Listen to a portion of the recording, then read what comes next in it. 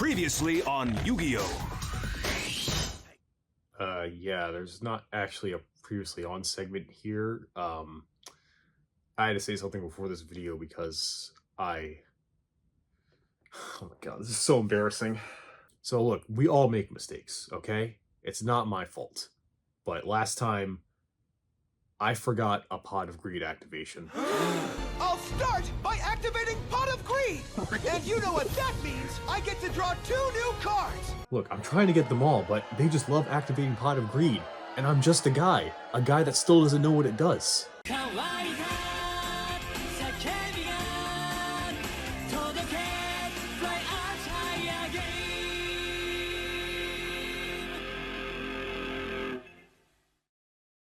So we've seen some pretty bad Yu-Gi-Oh so far. Leviathan, the Virtual World arc, but let me tell you, nothing compares to the amount of ass that is about to grace your screens today. I want to be clear because I don't think you truly understand how much money Yu-Gi-Oh is making. It made a lot of money. I want you to think of a number in your head, alright? Like when I say a lot of money, like a lot, what's the first number that comes into your head? Multiply that times 10, and you still wouldn't be close. And the best part was, everyone was getting a cut of that money. Pretty much anyone a part of Yu-Gi-Oh! Anyway. Shonen Jump for the manga, Konami for the cards and the game, I guess. And of course, 4Kids TV. While they weren't seeing money from immediate sales like merch and everything, there were definitely people tuning in to watch the Yu-Gi-Oh! Anime, like me and probably you. And before streaming, there was DVD sales, which they were no doubt getting a cut from too, being the dubbing company for the show. This franchise printed money. And that kind of led to a problem because Yu-Gi-Oh! The anime anyway was over. And that's bad because no Yu-Gi-Oh! Means no money. Sure, a new one was on the way with Yu-Gi-Oh! GX, but it didn't have the iconic recognizability of the original Yu-Gi-Oh! Can you even imagine how much product Dark Magician Girl moved alone? And while all the companies in Japan were more than content with moving on into the next generation of Yu-Gi-Oh! Introducing them in the card games, the video games, even the manga, 4Kids not so much. Because you see, with all that money 4Kids now had from all these Yu-Gi-Oh! Watching, they had an idea. An awful idea. A wonderfully awful idea. No, actually, it was just awful. That idea was using all of that money they had to have the animation studio behind Yu-Gi-Oh!, Studio Gallop, create original animations for them. As in an entire series and a movie. Now, the movie did come out first around the end of the anime, but I want to talk about the series first. According to this map, we're at some kind of ancient graveyard! Watch out!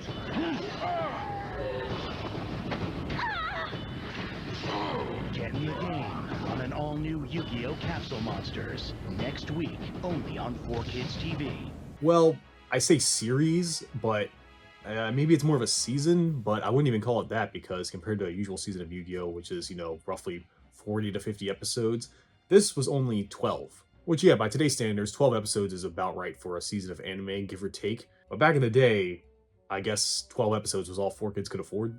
You might think I'm about to recap this season too, since it's only 12 episodes, this video is pretty short, I'm not gonna do that at all. Cause, I want you to come in closer. Come in closer.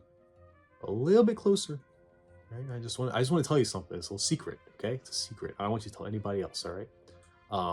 Capsule Monsters fucking suck. It is, without a doubt, the absolute worst Yu-Gi-Oh! Thing I've ever seen. And I'm not going to waste your time or any more of my time, which I already did by watching it, by recapping it to you. I guess if for some reason you're curious, the season takes place after the Kaibaland stuff before the final arc, Dawn of the Duel, where Yugi and the cheerleaders go to another world to save Granddad from some villain who is boring, I don't even care to remember anything about him, and to do so they have to play Capsule Monsters. Now, I've mentioned Capsule Monsters a bit during this, but I never explained it. It's a tactics game where you use your monsters, which are your game pieces, to fight on a map. You win by destroying either all your opponent's monsters or by reducing their life to 0 by attacking a piece on the board that represents their life. Now, I've actually played every Capsule Monsters video game, and yes, there are several Capsule Monsters video games, and yet only one Dungeon Dice game. What the hell? I think that was the last Game Boy game. What the fuck? It's a real picture.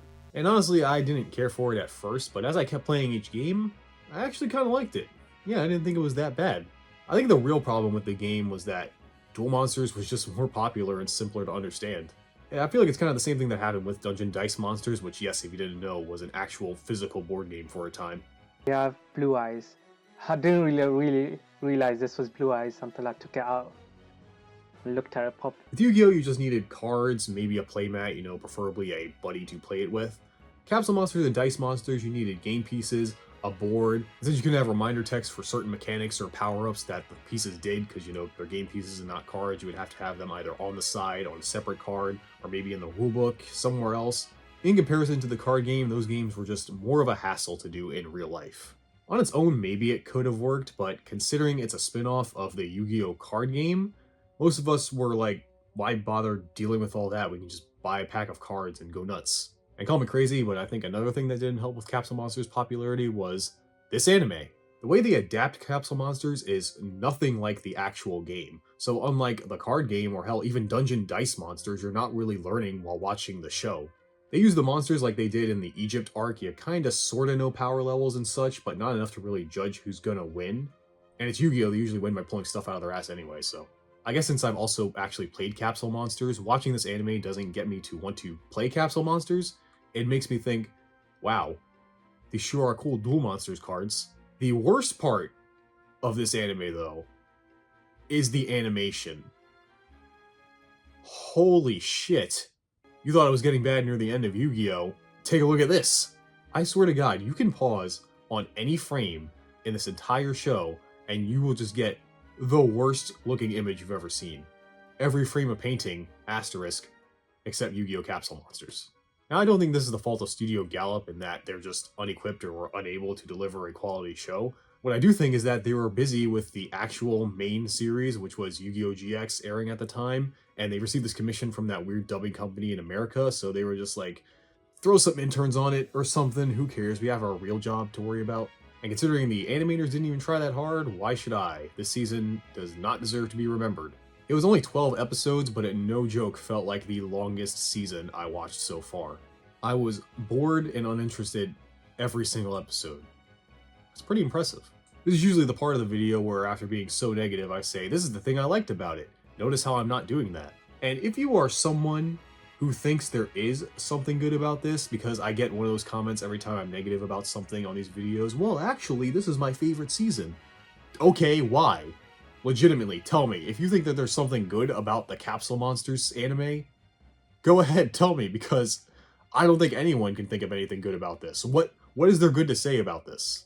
Now, I'm gonna hopefully assume none of you wrote a comment like that, and that nobody cares about this, because that's what it deserves. Maybe not the Capsule Monsters game itself. I mean, I guess that'd be pretty cool if it came back. I think it's in that Yu-Gi-Oh! The Early Days collection that came out. That's kind of neat, I guess. But at the end of the day, I guess it was fated to fade away because, again, we already have the card game. I mean, I understand why they tried to branch out. You know, other series like Pokémon and Digimon had different multimedia things, you know, different TCGs, different games going on. Fortunately, it seems like Yu-Gi-Oh! Just doesn't have that kind of power. I mean, they're doing so well with the cards anyway, I don't really see why they need to. But here's the thing, Capsule Monsters, that came out in 2006, yes, while they were airing Yu-Gi-Oh! GX at the time. Let's rewind a bit to the year 2004, right before the Yu-Gi-Oh! Series ended, where instead of a season, we got, thankfully, a shorter one, a movie based on the Yu-Gi-Oh! Anime. Now, a movie for Yu-Gi-Oh! Has a bit more basis than another random filler arc. If you forget from my Pokemon videos, at this time, 4Kids was the dubbing company for the original Pokemon anime. And of course, they dubbed the movies too, and I think we all know, you don't even have to be a fan of Pokemon to know this, it was pretty much making more money than they have in circulation. So why not do the same with Yu-Gi-Oh!, right? Makes sense. I mean, you can replicate the success, right? One's about collecting monsters, the other's about collecting monsters in card form. They're basically the same thing. You know, except for all the huge major differences that the Pokemon movies were done by the main animation team of OLM and had the backing of companies who believed in them, and the Pokemon movies were good. Yu-Gi-Oh! The movie Pyramid of Light was backed by a dubbing company responsible for making sure children never discover that women have boobs, and was animated by maybe not even an intern this time. Feels like they were too busy, maybe, working on something else, so I think they gave it to the janitor who was animating this on Flipnote Studio. Anyone remember that? Yes, it may shock you to find out, I also don't like this movie. It's bad. It's not even bad in a fun way, because look, I can love some bad early 2000s children's films. I grew up during that era. That's my jam. Those of you who see my Digimon video know that I love the Digimon movie for how fucking stupid and butchered it is, trying to melt 3 films into one and adding Smash Mouth. But the thing was, at the end of the day, there's still good stuff I can say about that. You know, it did have one good story, it had some pretty fantastic animation, and its cheesiness is kind of charming if you're not trying to take it seriously. Pyramid of Light has none of those things.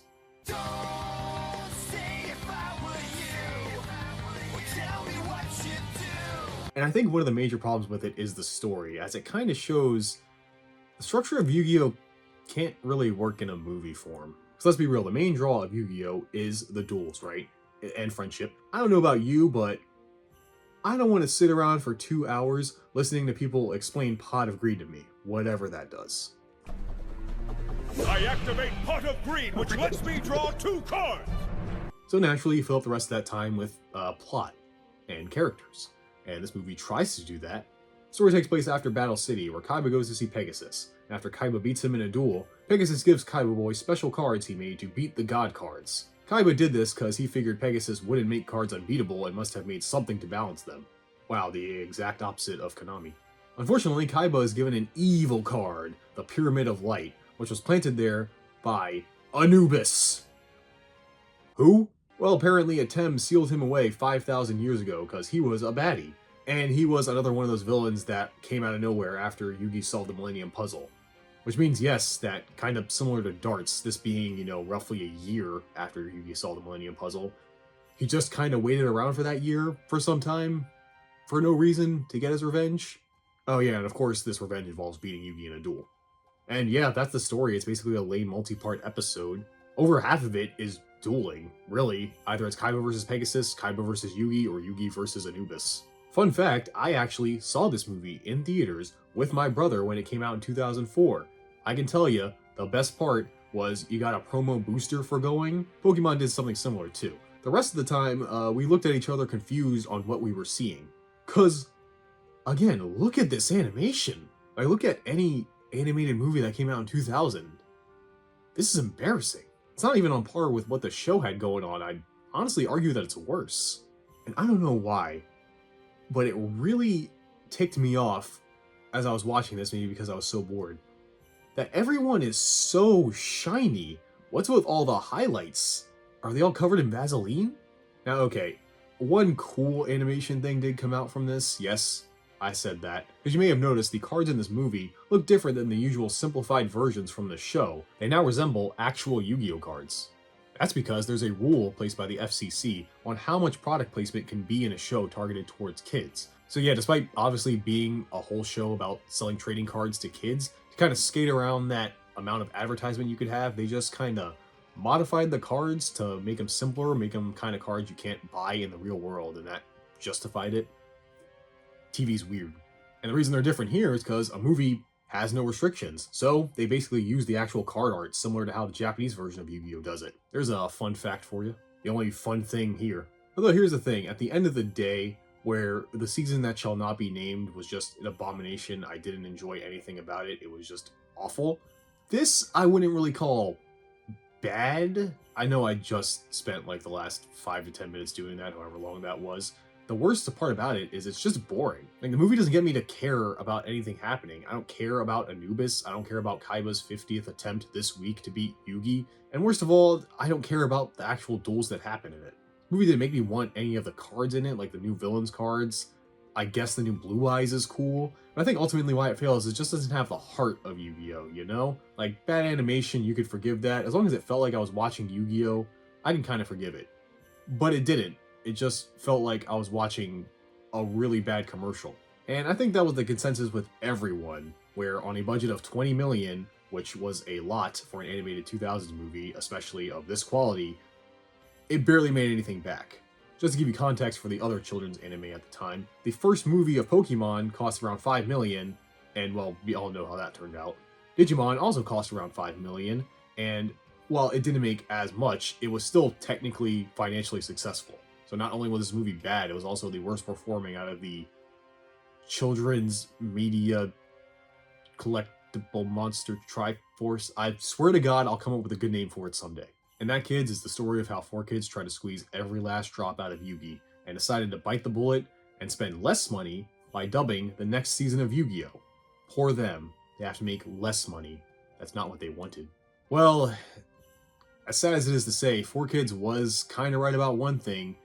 The original Yu-Gi-Oh! Series is still iconic to this day. We all know it, right? And the series went on for a pretty long time too. A lot of people grew up with these characters and didn't want to see them go.